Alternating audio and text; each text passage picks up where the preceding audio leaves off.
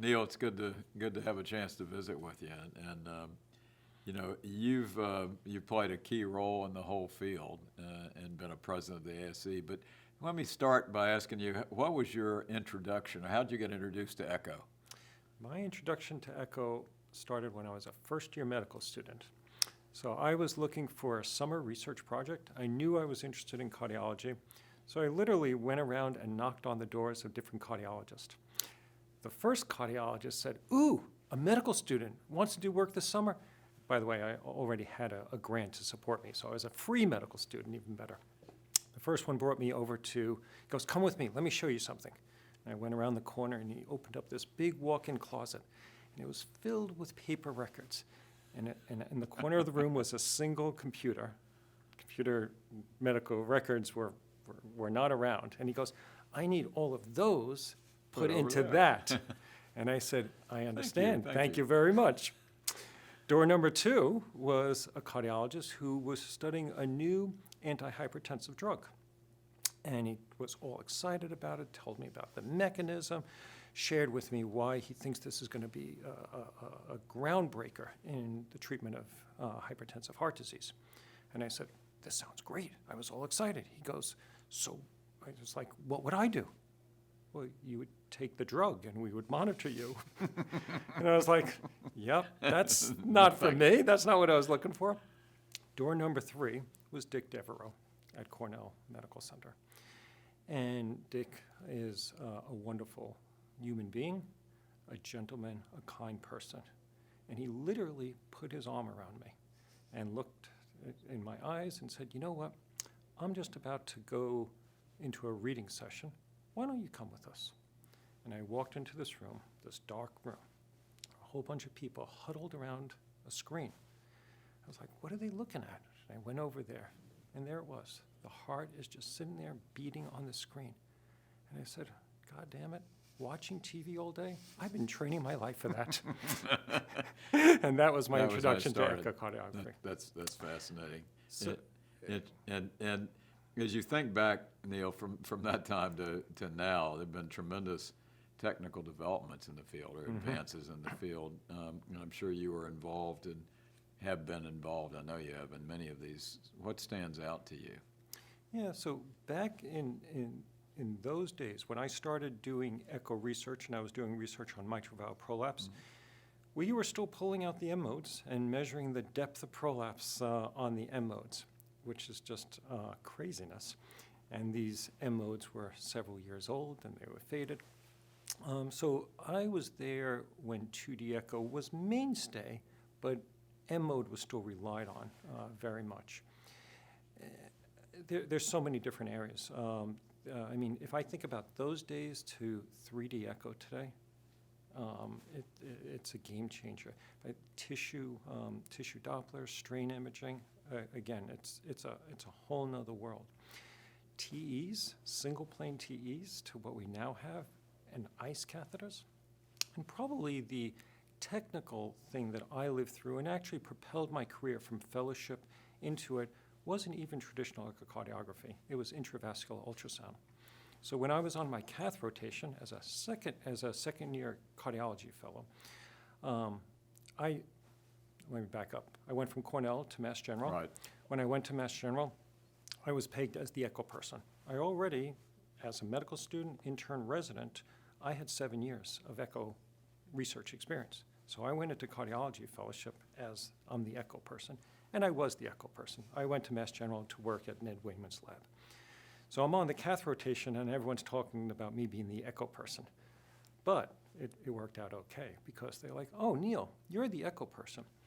And they pointed to one of the first intravascular ultrasound machines, and they go, "That's essentially an echocardiogram, but it's all on a catheter, and it's a 1 millimeter probe, and we put it in the coronary arteries.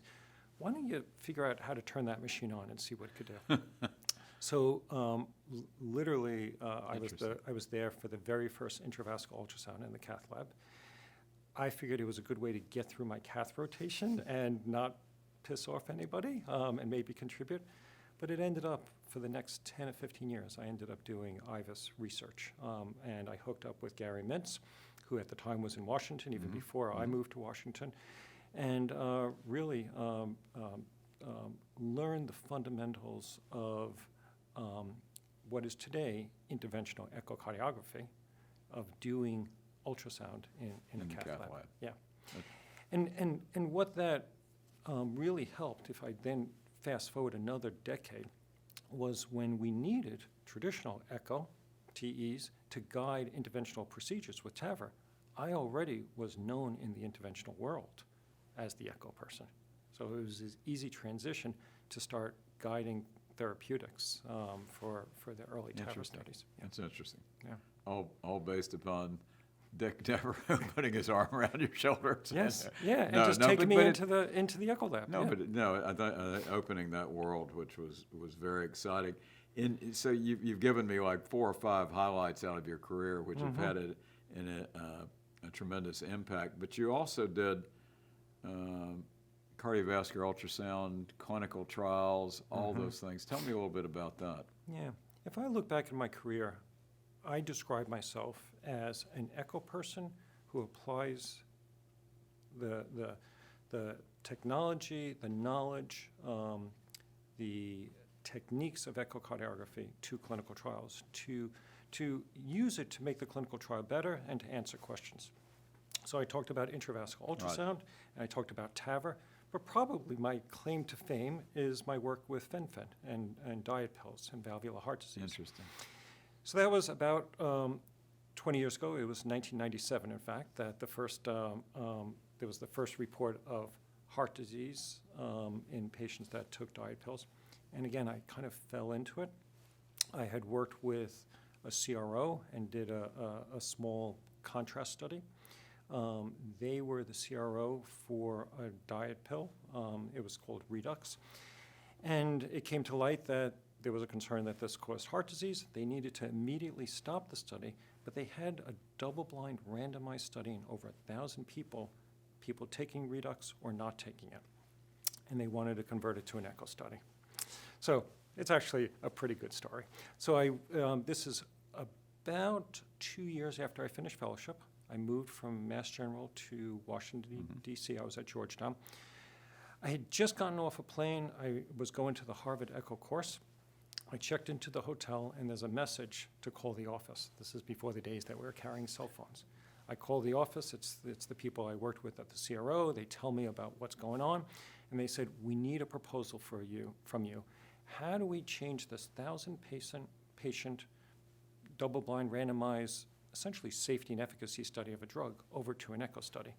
By the way, we have 52 different sites that we have to do these echoes, and we want to start collecting the echoes tomorrow. So I went back up to my hotel room. I wrote out an echo acquisition protocol. I faxed it, again, before the days of attachments on emails. I faxed it in. I missed the course that day, which was fine. I was just going to attend. I was speaking the next day.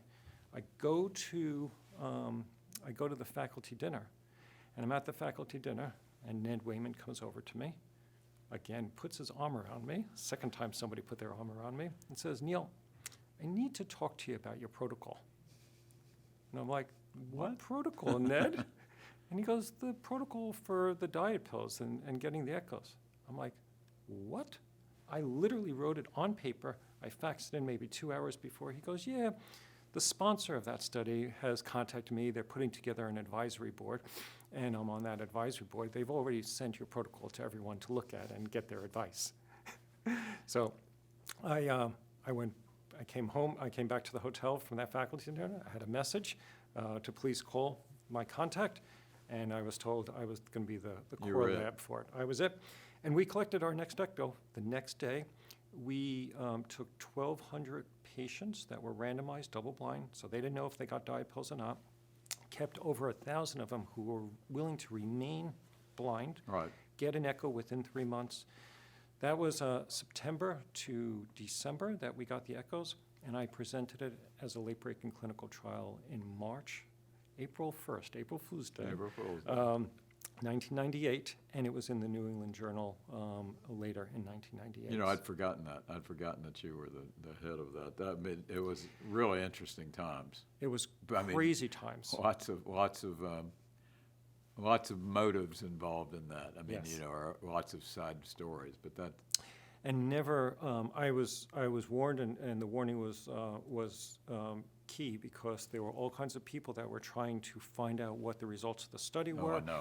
get my slides, because there were lawsuits, I there mean, were no, I financial mean, the implications and financial everything. and the legal implications were Were huge. gigantic in the media. Yeah. You're a little bit lucky it wasn't today's media. That's right. To be like the Supreme Court justices.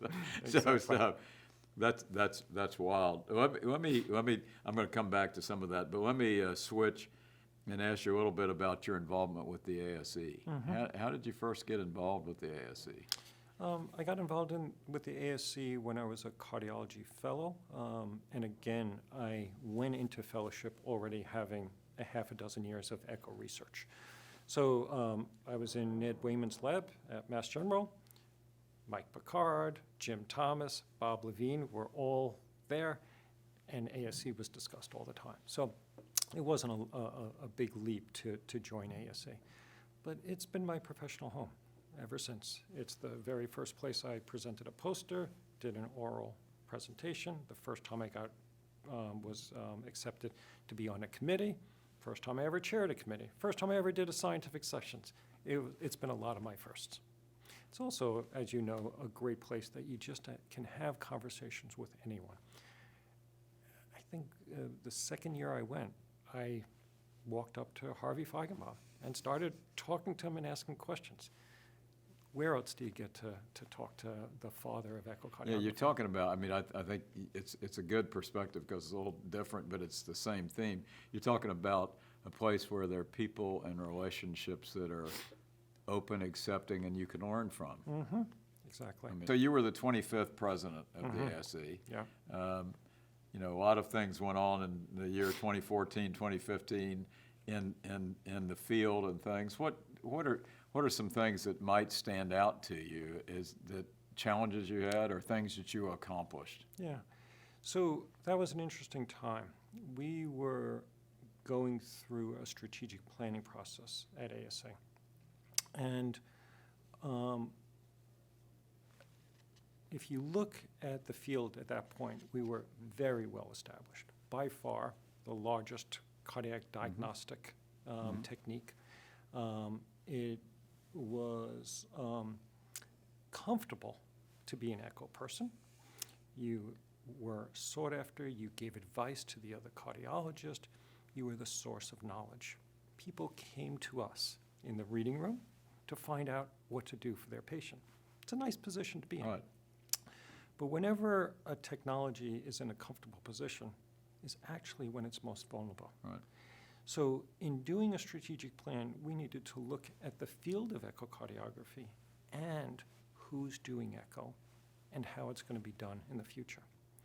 So during my tenure, we were doing that strategic plan, and it really came to light that we're on the precipice of greatness or the beginning of the end. Mm-hmm. What is artificial intelligence and machine learning going to do? What is these small, this was at the very beginning Sure. of the miniaturization of echo machines. What happens when echo machines can be put in anyone's hand, anyone's pocket? These were things that we were not comfortable with and many were resistant to. So if I look back at my time at the ASE, it was to open people's minds to what's possible and what the next 50 years of ASE is going to be. Recognizing the technology is going to change and who's going to use it is going to change. So how do we become the home for all users of cardiovascular ultrasound rather than the cardiologist and the sonographer's use of cardiac ultrasound in the manner in which we were comfortable using it? So you were ahead of, I mean, you were right on in your concepts and your thinking. I'm going to come back to that in just a second, but I want to ask you, so we're talking, you were thinking about the future. Where do you see the future now for 5 to 10 years, 15 years out? Let's say 10 years out. Yeah, it's a very exciting future. I think all the things that I just mentioned are going to take off. We know that it takes a long time to develop new things, but once you start developing it, it moves quickly, and that's where we are. We're on that threshold of these applications, the machine learning and AI applications taking off. We're on the threshold. We just started special interest groups at ASE for veterinarians and critical care and emergency room docs and all different types of applications, a special interest group for oncology and OB. Right. We've done a lot. I've experienced a lot where we help people figure out what's going on in terms of heart disease. But now, when it gets to the whole field of medicine, I think it's going to be tremendous. And then if I go out probably a little more than 5 years, this idea of truly democratizing ultrasound.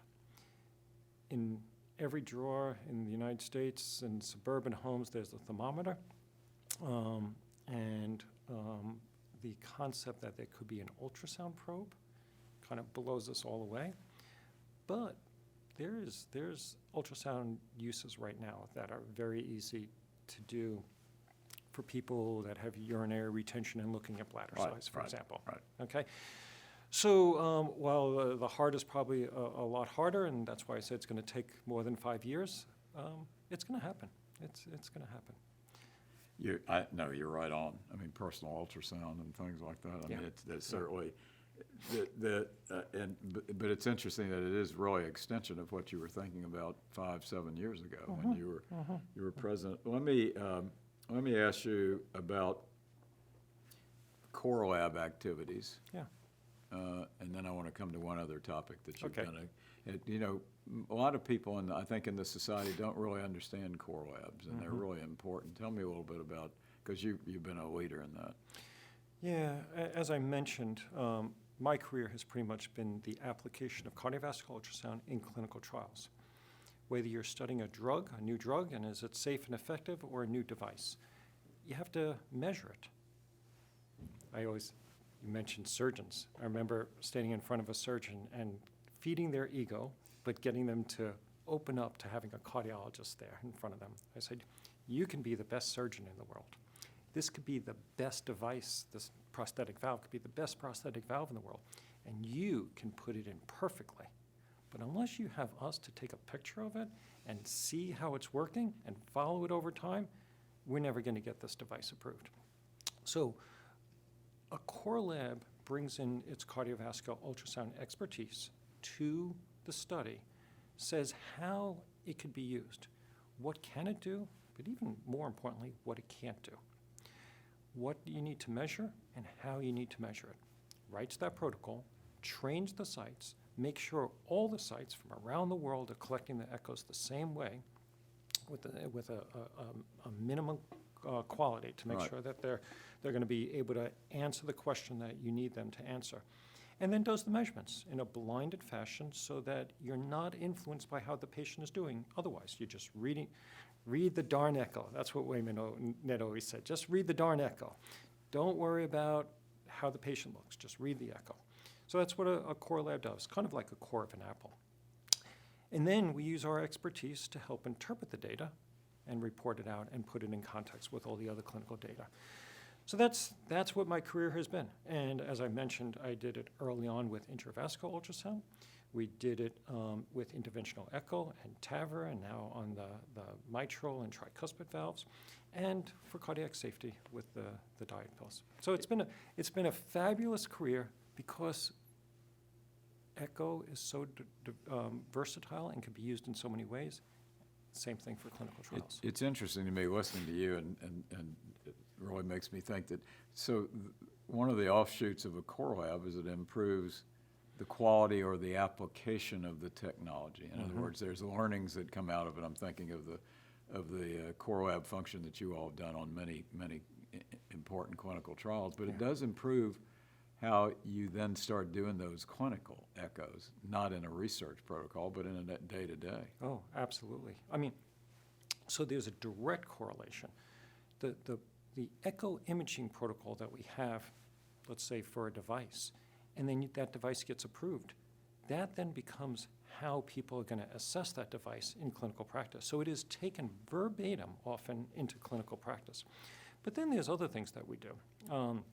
my colleague Federico Ash, who's running the core lab now, has taken that infrastructure that we have to bring echoes in and measure them to work with the ASE and Roberta Lang at University of Chicago to develop the WAIS study, the World Alliance for the Society of Echo.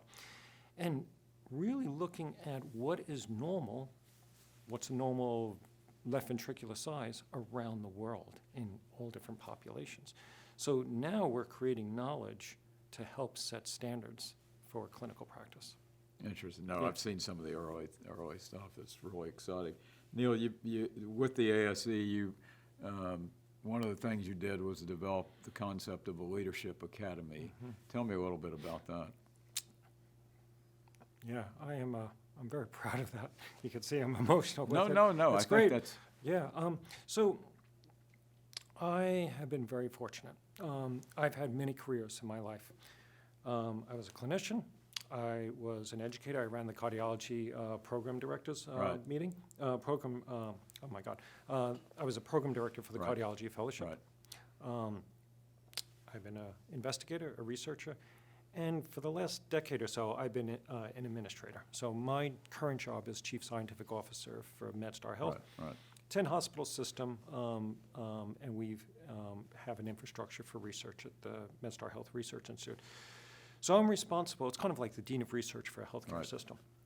And through that experience, I learned that I have always lived in a world of medicine, academic medicine, but in fact, that world lives in a larger world where there's a lot of outside influences in healthcare administration that affect us. And I strongly believe that the future, the successful path to our future nationwide in healthcare is bringing together the knowledge of how to deliver medicine, how to deliver healthcare, and understanding the business of healthcare. Docs know the medicine, administrators know the business. We got to bring it together. And I strongly believe that you can give those knowledge and skill sets to physicians to understand that outside world a lot better than trying to get administrators to truly understand how to deliver medicine. So I was the beneficiary of an internal training program. It's called Advanced Leadership Academy at MedStar, where we went to Wharton and took business courses Right, and applied it. And that really changed my life. It gave me a much bigger perspective on what it means to be a leader. I was brought up and I role modeled after people that helped you succeed by asking you questions, putting you under the spotlight, pushing you to do more. It was a little bit more of a commander approach than a leader approach. I need you to go do this, go do that. Wait a second, why haven't you done that? What I learned through my experience is leadership is really rooted, it's kind of like mentorship. It's like being a coach and support. Leadership is helping others achieve their full potential. Leadership is instilling followership.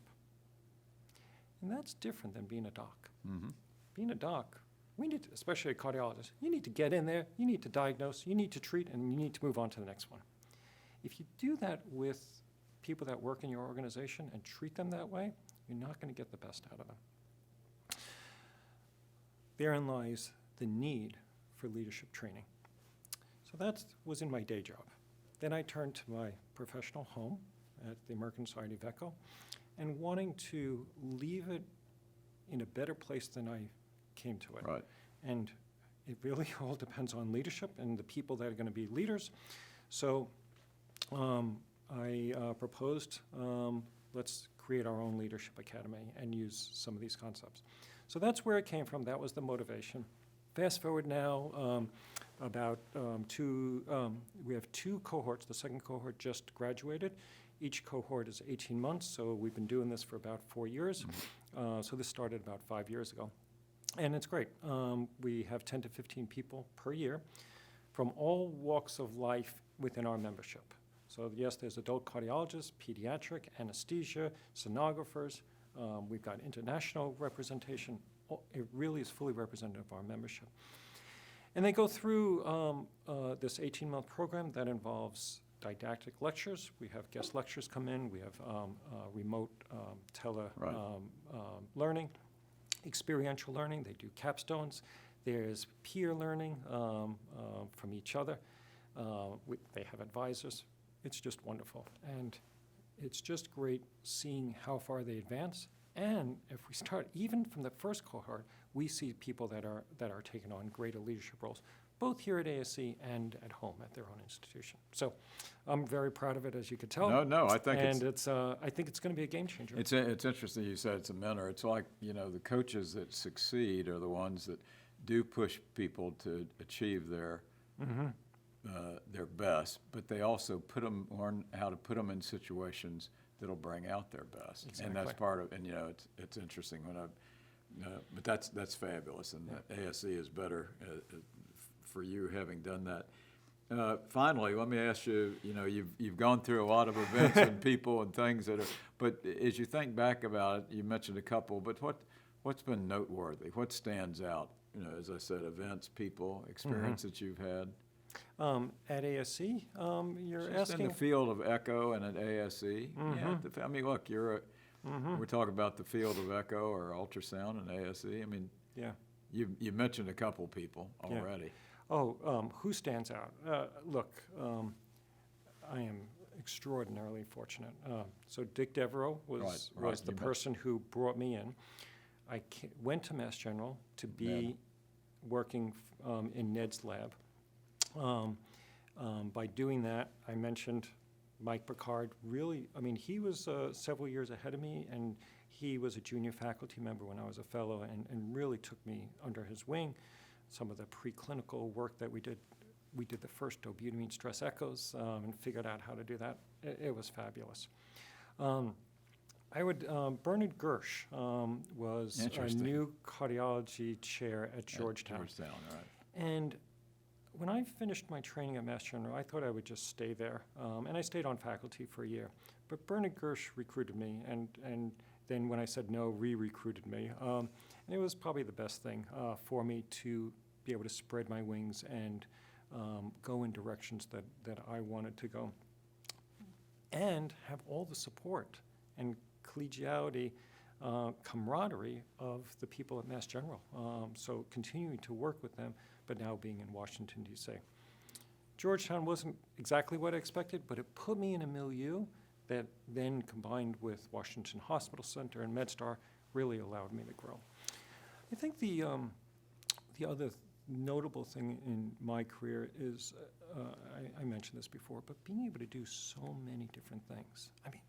Most people go into a job and just sort of stay on a linear path, and I haven't been on a linear path. I would do something and then jump to a related path. Right. Again, as a program director for the fellowship, or take my research experience and go into research administration. But I feel like it's a little bit of reinventing yourself, but not moving away from who you are and your core experiences, and it's building upon those prior experiences. So it's just been fabulous. Well, you've had, it's interesting, it's fun to listen to you. You certainly have had a tremendous career, and I like the fact that you've discovered that related newness. Okay, so newness that's related to things you've done is a way of advancing your interest and advancing the field, and you certainly have done that. I think the Leadership Academy is really a fabulous thing. But when I think about you moving from FinFin to the yeah, I think just doing this interview and talking about it, I think in terms of ASE, I'm most proud of helping the society view itself a little different, to be inclusive, and to invest in our members and in all ways. But I think the Leadership Academy, investing in our future leaders, will be the thing that helps the organization for the next 50 years. Tremendous, no doubt whatsoever. But I congratulate you on that. A fabulous career. Thanks for joining me. Thank you, Randy.